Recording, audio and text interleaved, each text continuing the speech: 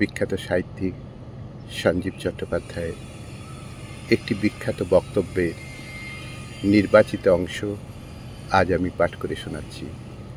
বক্তব্য: নিরানন্দের বিজয়া বিসর্জন নয়, অন্তরে অর্জন। শুরু করছি। ঊর্ধ্ব আকাশের দিকে তাকালে আমরা দেখতে পাই অনন্ত, জলের দিকে তাকালে আমরা দেখতে পাই একটা গভীর, একটা শান্তি, প্রশান্তি এবং খানিকটা মৃত্যুর ছবি, অবসানের ছবি। নদী আসছে কোন পাহাড় থেকে, চলে যাচ্ছে মোহনার দিকে। এই সব নিয়ে মানুষের মধ্যে একটা দার্শনিক মানুষ তৈরি হয়। সেই জায়গার থেকে বেরিয়ে এলো একটি পূজা পদ্ধতি। আমরা একজন দেবীকে সৃষ্টি করলাম, তিনি হচ্ছেন উমা। তিনি আমাদের এক পারিবারিক কন্যা। তার বিবাহও হবে। তার স্বামী কিছুই করেন না, বড্ড অভাব তার, এবং তিনি আবার মাঝে মাঝে নেশাভাঙও করেন। মাঝে মাঝে তিনি কোথায় চলে যান, কিছু টের পাওয়া যায় না। এই রকম একটি পটভূমি। সেইখানে মা তার কন্যার বিবাহ দিয়েছেন। সেই কন্যা কোথায় থাকে? যদি মা দুর্গার কথা বলি, তিনি থাকেন গিরিপুরে। তার শ্বশুরবাড়ি কোথায়? না কৈলাসে। এই যে গিরিপুর আর কৈলাস যেন দুটি গ্রাম।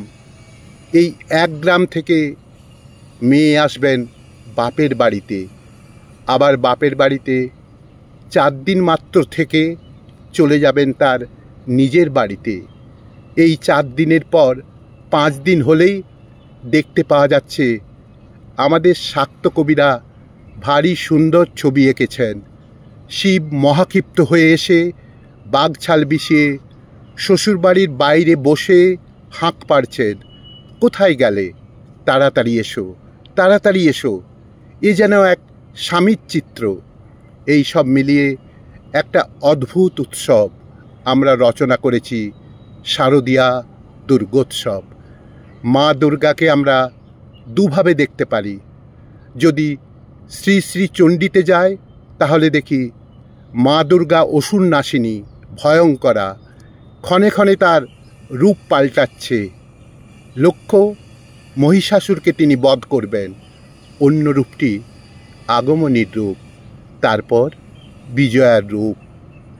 আজ আগমনীর আগমনে কিশোর উঠেছে বেজে। একটা ঋতুর পরিবর্তন। শরৎ আসছে, আকাশ নীল, টুকরো টুকরো সাদা সাদা মেঘ তুলোর মতো ভেসে চলেছে। এদিকে কাশফুল যেন সেই মেঘেরই ছবি, মাথা দোলাচ্ছে নদীর পাশে, খালের পাশে। ফসলে মাঠ ভরে গেছে। পল্লীর চিত্র যদি আমরা আনি, কিছুদিন পর ফসল উঠবে।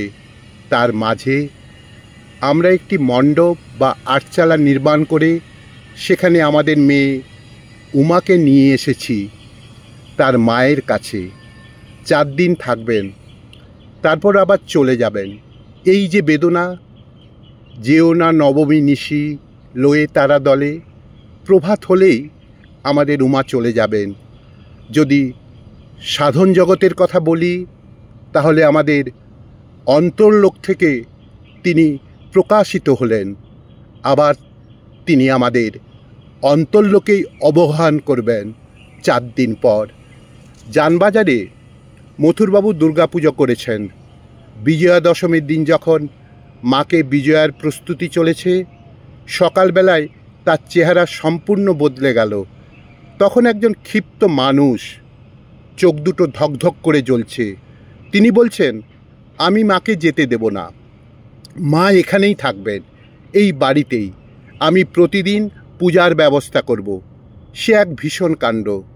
তখন ভগবান শ্রীরামকৃষ্ণ দক্ষিণেশ্বর থেকে এসে মথুরের বুকে হাত বুলিয়ে বললেন, মথুর, ভুল কেন করছো? মাকে কি বিসর্জন দেয়া যায়? তাকে তো তুমি অন্তর থেকে বার করে বাইরে একটি মূর্তিতে পূজা করলে। এবার সেটিকে মুক্তি দাও, তোমার অন্তরে সেই শক্তিকে প্রবেশ করাও। তাহলে আগমনী এবং বিজয়া। বিজয়ার অর্থটা কি হলো? আমি কি নদীতে ফেলে দিচ্ছি মাকে? তিনি কি নদীতে হাবুডুবু খেয়ে মারা যাবেন? তা তো নয়। মায়ের প্রতিমা একটি প্রাণশূন্য পুতুল মাত্র। তাকেই যেন আমরা নিষ্ঠুরভাবে বর্জন করতে চাই। দুঃখটা কোথায়? দুঃখটা হচ্ছে 4 দিনের যে অনুষ্ঠান হয়ে গেল, একটা অদ্ভুত স্মৃতি আমাদের মনের ভেতরে রয়ে গেল, একটা অনুভব আমাদের মধ্যে রয়ে গেল। পরের দিন দেখব হাহাকার করছে, মণ্ডপে কোনো প্রতিমা নেই, শূন্য বেদি। উৎসব কোথায় অন্তরিত হয়েছে?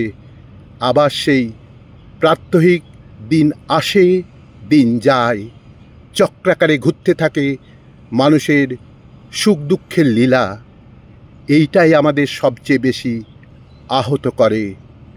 বাইরে একটা বিরাট আয়োজন হয়েছিল, কত শব্দ, কত আলো, কত মানুষের সমাবেশ। হঠাৎ সেসব অদৃশ্য হয়ে গিয়ে আবার প্রাত্যহিকতায় ফিরে আসা। আগমনীতে আমরা গান গেয়েছি, এসো মা। আবার বিজয়া সঙ্গীতে আমাদের ক্রন্দন, যেও না, যেও না। কিন্তু মা আসেনও না, মা জানো না। মা সদা সর্বদা আমাদের হৃদয়ে থাকেন। সেই কারণেই তো আমাদের মন্ত্র, সৃষ্টি স্থিতি বিনাশানাং শক্তিভূতে সনাতনী গুণাশ্রয়ে গুণময়ে নারায়ণী নমস্তুতে। দুর্গা দুর্গতি নাশিনী সদা সর্বদা আমাদের মধ্যে আছেন।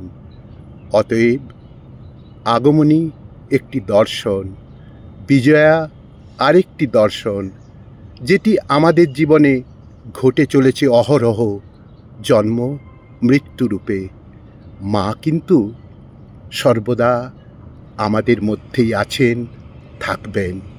তাই নিরানন্দের বিজয়া বিসর্জন নয়, অন্তরে অর্জন। নিরানন্দের বিজয়া বিসর্জন নয়, অন্তরে অর্জন।